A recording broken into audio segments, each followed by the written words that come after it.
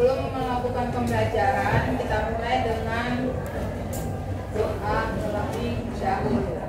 Ketua kelas, teman-teman, sebelum mulai pelajaran, adalah berdoa menurut agama dan percayaan masing-masing. Berdoa dimulai.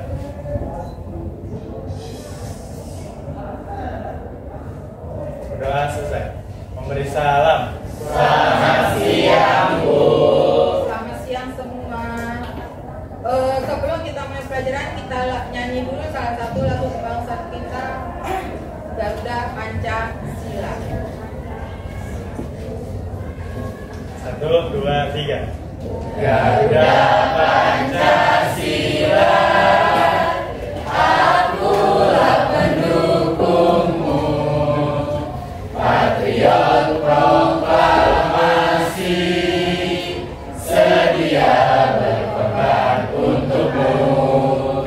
Pancasila dasar negara, rakyat adil makmur sentosa, pribadi bangsaku. Ayo maju, maju, ayo maju, maju, ayo maju, maju. Saya mau apresiasi kalian dulu ya anak-anak. Baik, Bu. Ada kali masuk, Sip. masuk. Aditya Raja, masuk. Ada yang sakit anak-anak? Tidak ada yang masuk, tidak ada yang sakit ya. Oke. Alhamdulillah, semoga kalian sehat selalu ya anak-anak.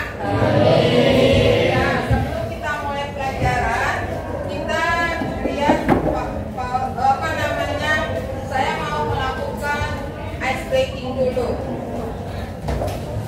Dalam hal ini adalah kalian mungkin udah tahu kan tentang sila-sila Pancasila. Oke, saya mau minta sama kalian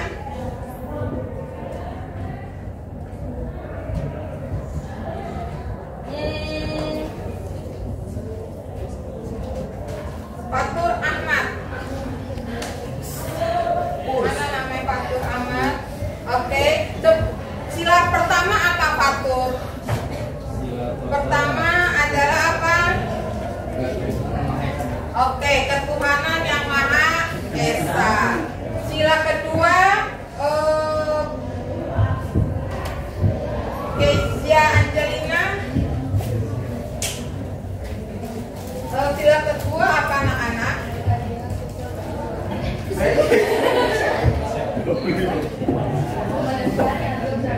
Kemanusiaan yang adil dan beradab. Kezia, maju ke depan karena salah menyebutkan sila Pancasila. Ayo Kezia. Ayo kamu coba nyanyi salah satu lagu yang kamu sukai. Ayo. Ada 5 rupa warnanya, merah putih dan ayo merah putih dan merah muda dan biru, khusus balon hijau hatiku sangat kacau, balon putih dan empat ku pegang erat-erat. Oke, silakan. Oke. Sekarang saya mau minta si Matilda untuk sebutkan sila ketiga. Mana Matilda? Nah, Persatuan Indonesia. Oh,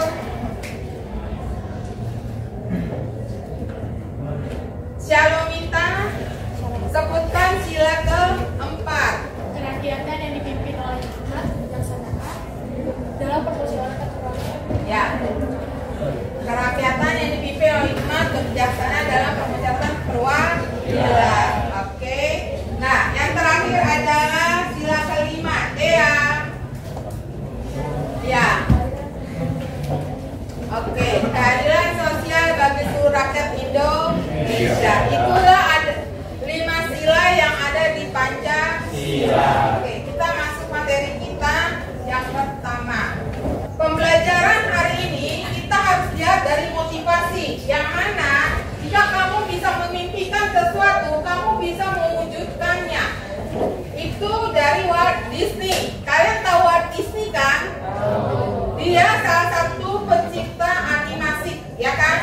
produk-produk Walt Disney, baik itu Cinderella, ya kan? Terus siapa lagi? Rapunzel, ya kan? Beauty and Beast, Ariel dan sebagainya, ya. Nah, dengar. Jika kita memimpikan sesuatu, kita bisa mewujudkannya karena bagi Tuhan tiada yang mustahil. Ya, misalnya kalian nanti ini ingin jadi dokter lah. Karena pernah ada kakak kelas kalian ya, pingin banget dia masuk di Fakultas Kedokteran UI. Kakak kelas kalian nih, waktu angkatan udah lama. Dia bilang sama saya, Bu, bantu saya doa. Kenapa? Saya ingin masuk kedokteran UI. Saya bilang, kamu jangan gila. Itu namanya bunuh diri. Karena untuk masuk Fakultas Kedokteran UI itu susah, saya bilang gitu. Tapi bagi Tuhan gak ada yang mustahil. Oke, saya percaya kamu pasti bisa. Saya bantu doa. Dan memang, alhamdulillah, dia akhirnya bisa masuk Fakultas Kedokteran UI dengan cara ujian tertulis UMPTN. Ya, nah, di situ kita bisa lihat bagaimana kakak kelasmu yang benar-benar ingin mewujudkan impiannya menjadi seorang dokter dan akhirnya terwujud di salah satu fakultas kedokteran terkenal di Universitas Indonesia, merupakan universitas favorit. Ya, nah, saya yakin dan percaya kalian juga pasti bisa. Benar nggak anak-anak? Benar kan? Kakak kelas kalian bisa, masa kalian nggak bisa? Ya kan? Oke, itu merupakan salah satu bentuk motivasi. Selanjutnya, nah, kita lihat dari kaitan materi sebelumnya. Yang mana di materi sebelumnya saya pernah melakukan pembahasan tentang hak dan kewajiban warga negara. Kemudian berhubungan dengan materi sekarang tentang gotong royong. Apa yang dimaksud dengan hak dan kewajiban anak-anak? Ada apa yang anak-anak tahu tentang hak dan kewajiban? Hak adalah sesuatu yang harus kita dapatkan, ya kan? Nah, kalau kewajiban sesuatu yang harus kita lakukan. Lihat kalian slide ini. Materi hak dan kewajiban sangat erat hubungannya dengan konsep gotong royong. Hak adalah segala sesuatu yang bisa dimiliki, diperoleh dan atau dilakukan seseorang sesuai dengan hukum-hukum atau norma yang berlaku. Kewajiban adalah tanggung jawab atau tugas yang harus dilakukan seseorang berdasarkan hukum atau norma yang sama. Keduanya saling terkait dalam konteks gotong royong. Misalnya, anggota masyarakat memiliki hak untuk memiliki kebersihan lingkungan, tapi juga memiliki kewajiban untuk terus serta dalam menjaga kebersihan itu dengan cara membersihkan atau merawat lingkungan tersebut. Seperti kita ambil contoh di lingkungan sekolah kita, SMA Yadika 11. Kita mempunyai hak dan kewajiban juga, ya kan? Salah satunya hak kita berhak untuk menuntut ilmu. Nah, kedua, kita juga mempunyai kewajiban untuk menjaga kebersihan sekolah ini. Misalnya dengan cara menyapu kelas, mengapel kelas kalau kalian habis pulang sekolah. Nah, kita masuk sekarang tujuan pembelajaran dari gotong royong. Peserta didik diharapkan mampu: 1. Melalui pembelajaran model pembelajaran program-based learning (PBL), peserta didik mampu mengidentifikasikan kegiatan bersama atau gotong royong dalam praktik kehidupan sehari-hari dengan benar. Kedua, melalui tayangan video mengenai contoh gotong royong dalam kehidupan bermasyarakat, peserta didik mampu menganalisis kegiatan bersama atau gotong royong dalam praktik kehidupan sehari-hari berdasarkan nilai-nilai Pancasila dengan tanggung jawab. Kemudian, melalui tayangan video mengenai gotong royong,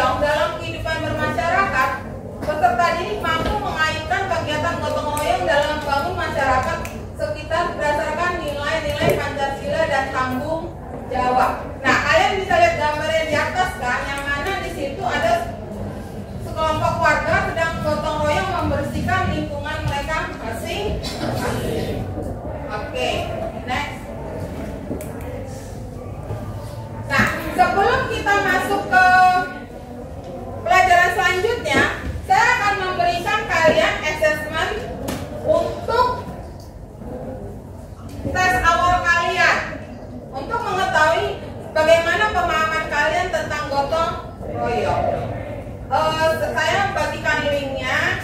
Kalau udah selesai dari linknya tersebut, kalian udah nanti nilainya akan saya ketahui ya. Nah, kita lanjut lagi.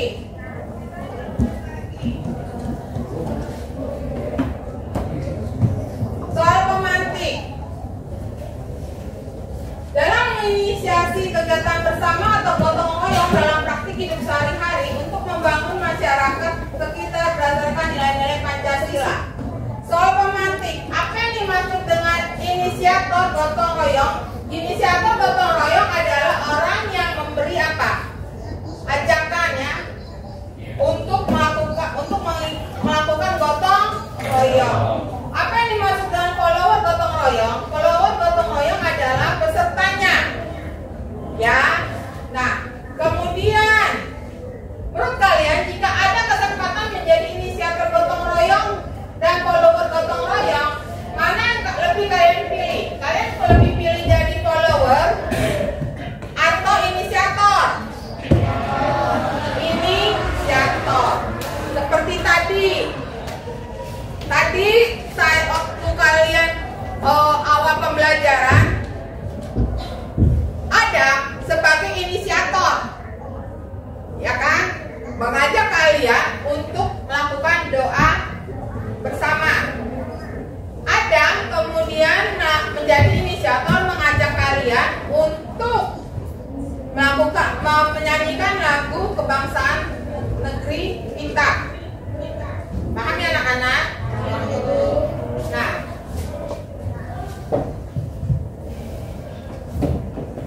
dalam menginisiasi kegiatan gotong royong dalam praktik sehari-hari untuk membangun masyarakat sekitar berdasarkan nilai Pancasila, saya minta kalian baca buku paket tentang gotong royong halaman 65. Kalian buka buku paketnya anak-anak, halaman 65.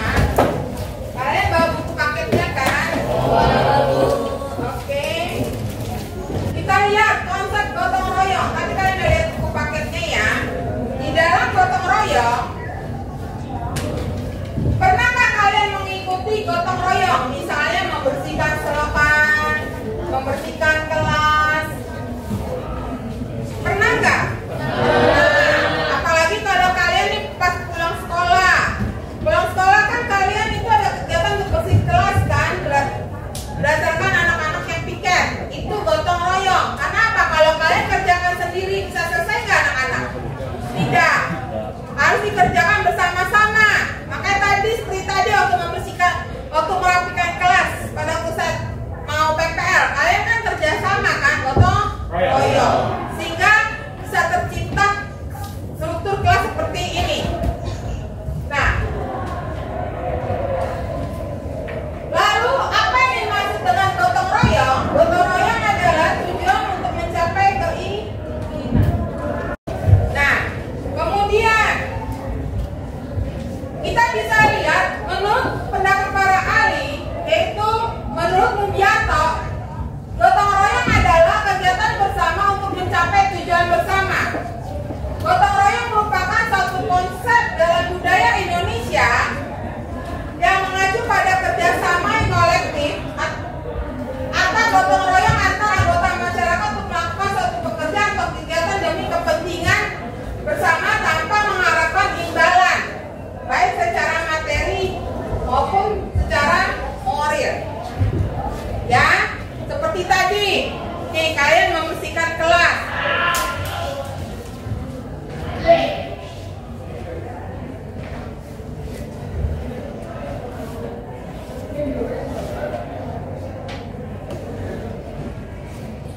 Seperti tadi pada waktu kalian membersihkan kelas, ya. Nah, di situ kalian mengharapkan ada materi nggak? Enggak kan?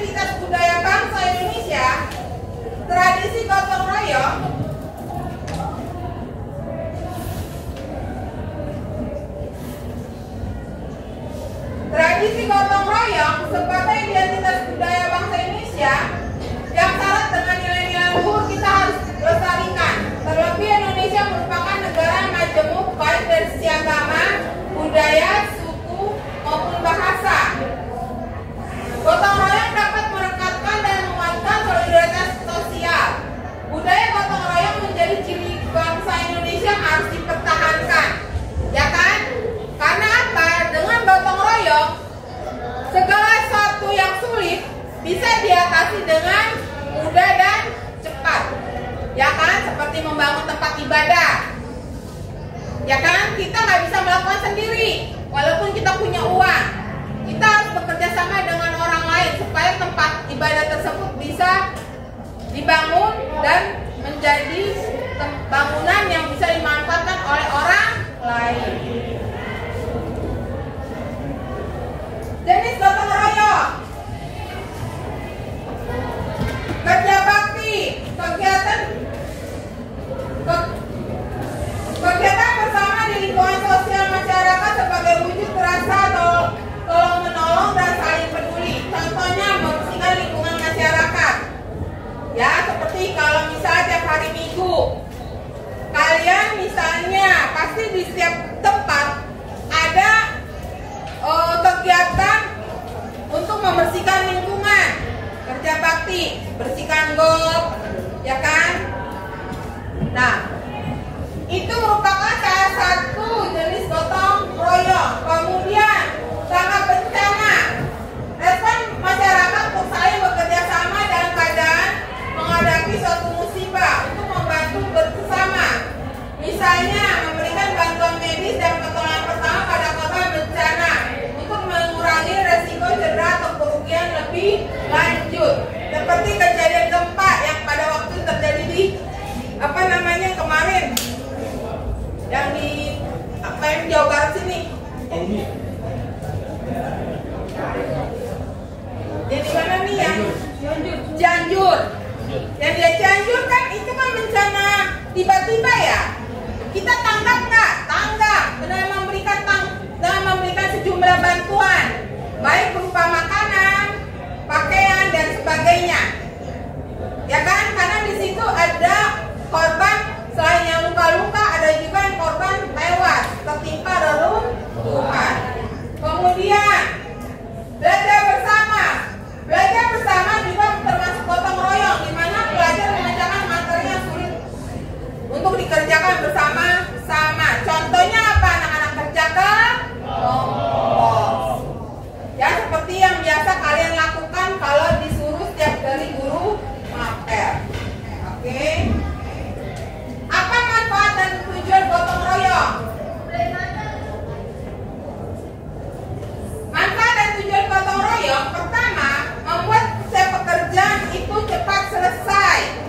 Kemudian pekerjaan itu menjadi ringan, mempererat rasa persatuan dan kesatuan, menjaga hubungan sosial yang harmonis, dan terakhir adalah menghemat pengeluaran. Kita ambil contoh, membuat pekerjaan lebih ringan. Misalnya tadi pada waktu kalian membereskan semua peralatan-peralatan yang ada di kelas ini sebelum pada waktu saya PPL, ya kan? Pekerjaannya yang tadinya berat, karena adanya gotong royong, kerjasama, pekerjaannya cepat, benar nggak? Bisa cepat selesai. Kedua, jadi ringan. Kemudian mempererat rasa persatuan dan kesatuan, bukan hanya kalian saja sesama kelas 10-2, tapi mempererat kesatuan kalian sama kakak kelas kalian yang membantu kelangsungan PPL ini, baik kelas 11H, 11F, 11C dan lain sebagainya. Kemudian menciptakan hubungan sosial yang harmonis, ya kan? Kemudian terakhir menghemat pengeluaran.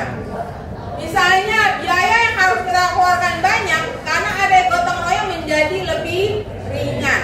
Contoh, pada waktu kalian kemarin yang kita mengadakan lomba, ya kan, kita harus mengeluarkan sejumlah uang. Benar nggak anak-anak? Dengan adanya gotong royong di mana kalian memberikan patungan, sejumlah uang yang dibutuhkan akhirnya bisa kalian dapatkan. Benar nggak? Sehingga acara yang diadakan di sekolah ini bisa berjalan dengan lancar. Faktor-faktor penghambat gotong royong. Pertama, kesibukan dan prioritas individu. Kehidupan yang sibuk, pekerjaan dan tanggung jawab individu bisa menjadi penghalang untuk partisipasi dalam kegiatan gotong royong. Kedua, ketidakpedulian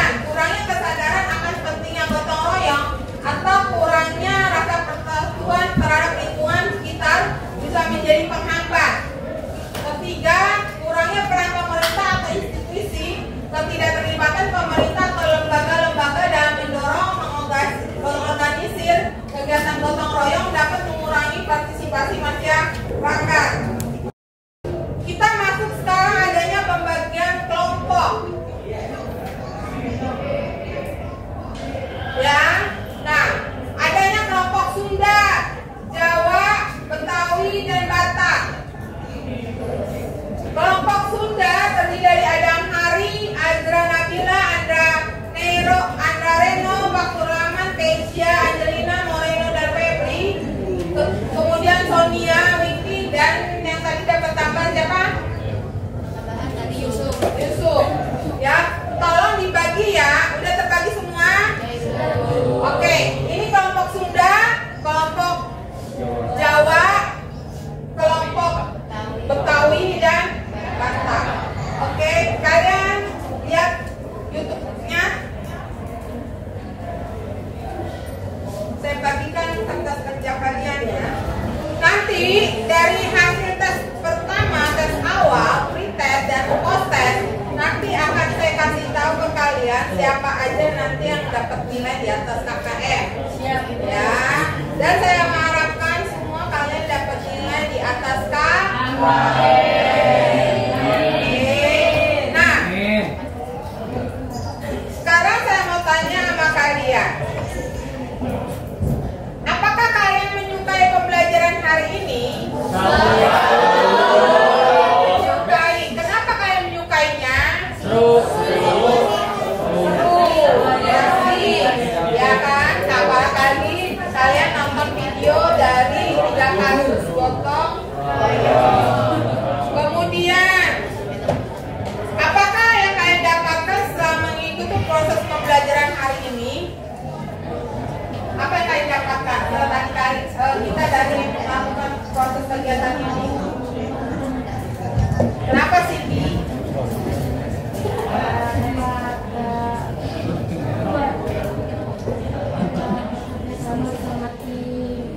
Oke, dapat bekerja sama sesama tim. Terus kalian bisa melihat dari tayangan video tersebut manfaat-manfaat dari gotong royong. Oke, kesulitan apa yang kalian temukan di dalam proses pembelajaran ini? Ayo, kelompok Jawa, Batak, Betawi, Sunda, kesulitan apa yang kalian dapatkan dalam pembelajaran hari ini? Ayo, kelompok Batak, kesulitannya apa? Gak ada. Oke, alhamdulillah ya. Apalagi kalian bisa mencerna video yang saya tayangkan. Apalagi ini pembelajaran adalah pembelajaran di semester 6 di dalam mata pelajaran PKN. Oke. Nah, gaya belajar apa yang membantu kalian dalam memahami materi pelajaran ini secara keseluruhan? Apa pembelajarannya adalah apa anak-anak? Harus disertai dengan video agar pembelajarannya mudah kalian pahami dan tidak monoton. Oke. Nah, dari sini kalian bisa melihat manfaat dari gotong royong. Kalian lihat, sebagai pelajar, kiranya anak-anak kami bisa menjadi contoh positif, menunjukkan sikap proaktif dan partisipatif dalam membantu orang lain atau masyarakat sekitar. Saya berharap gotong royong ini bisa menjadi inspirasi bagi kita semua untuk melakukan aksi nyata. Dengan tindakan konkret kita bisa mewujudkan perubahan-perubahan positif, seperti kita ambil contoh pada waktu terjadinya bencana alam yang di Cianjur, ya kan? Letak sekolah kita dengan letak yang lokasi bencana alam itu tidak begitu jauh, ya kan? Benar nggak? Cianjur kan dekat sini, dekat apa namanya Citra Indah, ke arah sana kan? Udah masuk Cianjur kan? Nah, di situ kan kita juga mengirimkan bantuan, baik berupa makanan, pakaian, obat-obatan, yang mana itu pada waktu itu dilakukan oleh para OSIS dan bekerja sama dengan siswa baik dari Prokis dan Rohis, dibantu oleh guru-guru, sehingga bencana yang dialami oleh saudara-saudara kita di daerah Cianjur itu menjadi lebih ringan, ya kan? Karena beban yang mereka rasakan berhasil diatasi dengan adanya apa anak-anak? Gotong royong. Oke.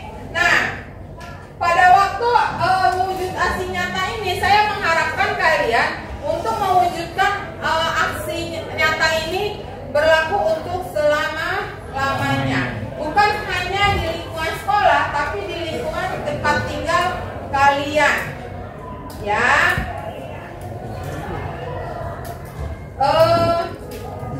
Sampai di sini dulu materi pembelajaran kita. Terima kasih sebelumnya atas partisipasi kalian dalam mengikuti kegiatan pembelajaran ini. Ketua kelas, mari kita akhiri kegiatan pembelajaran ini dengan berdoa.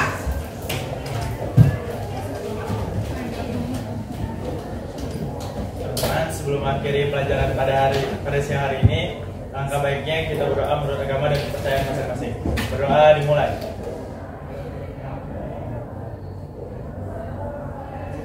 Berdoa selesai. Memberi salam.